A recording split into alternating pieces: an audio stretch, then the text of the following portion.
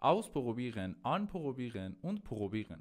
سه تا ورب آلمانی که وقتی میاریش تو فارسی معنیشون شاید یکی باشه ولی کاربردشون متفاوته.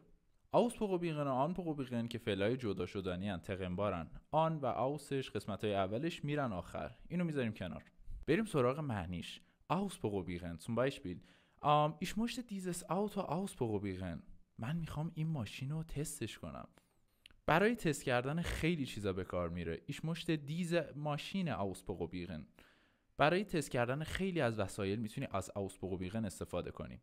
anprobieren zum Beispiel hey Entschuldigung ich möchte diese Kleidung anprobieren. میخوام این لباس رو پرووش کنم. anprobieren bedeutet پروو کردن لباس. برای لباس بچه استفاده میکنیم anprobieren رو.